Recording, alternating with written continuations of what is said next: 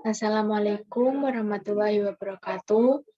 Perkenalkan, nama saya Ivanja Triajeng Merta Putri Harum, NIM 20104112232. Di sini saya ingin menjelaskan tentang risiko manajemen pada perusahaan manufaktur. Yang pertama, saya akan menjelaskan tentang pengertian manufaktur.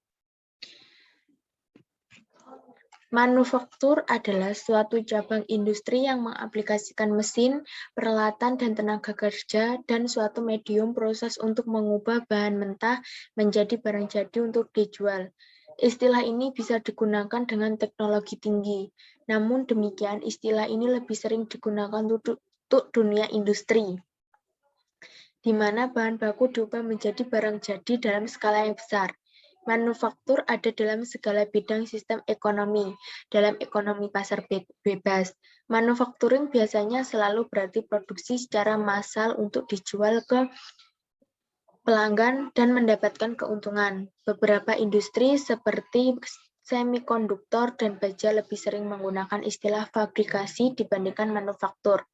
Sektor manufaktur sangat erat terkait dengan rekayasa atau teknik. Selanjutnya, saya ingin menjelaskan tentang risiko perusahaan manufaktur. Setiap industri pasti memiliki peluang menghadapi risiko. Begitu juga dengan industri manufaktur. Risiko yang melekat pada perusahaan dalam kelompok industri manufaktur tidak terlepas dari karakteristik utama kegiatan perusahaan, yaitu kegiatan memperoleh sumber daya, mengolah sumber daya menjadi barang jadi, serta menyimpan dan mendistribusikan barang jadi. Setelah itu, saya akan menjelaskan tentang risiko-risiko yang melekat pada industri manufaktur. Setiap industri pasti memiliki peluang menghadapi risiko. Begitu juga dengan industri manufaktur. Risiko yang melekat pada perusahaan dalam kelompok industri manufaktur yang tidak terlepas dari karakteristik utama kegiatan perusahaan, yaitu kegiatan memperoleh sumber daya, mengolah sumber daya menjadi barang jadi, serta menyimpan dan mendistribusikan barang jadi. Oleh karena itu, risiko-risiko yang melekat pada industri manufaktur adalah sebagai berikut. Yang pertama adalah risiko sulitnya memperoleh bahan baku. Itu disebabkan ada dua macam. Yang pertama ada kelangkaan bahan baku, dan yang kedua ketergantungan yang tinggi terhadap import atau pemasok tertentu. Lalu yang kedua ada risiko berfluktuasinya nilai tukar rupiah. Berfluktuasinya nilai tukar rupiah dapat dilihat dari dua sisi, yaitu yang pertama, depresiasi rupiah berakibat buruk bagi perusahaan yang penjualnya mengandalkan pasar lokal dan tergantung pada bahan baku impor. Meningkatnya harga jual produk jadi melebihi daya beli masyarakat akan berakibat menurunnya penjualan perusahaan. Pada sisi lain, depresi rupiah menguntungkan perusahaan yang mengandalkan pasar ekspor dan tergantung pada bahan baku yang pengadaannya dalam nilai tukar rupiah.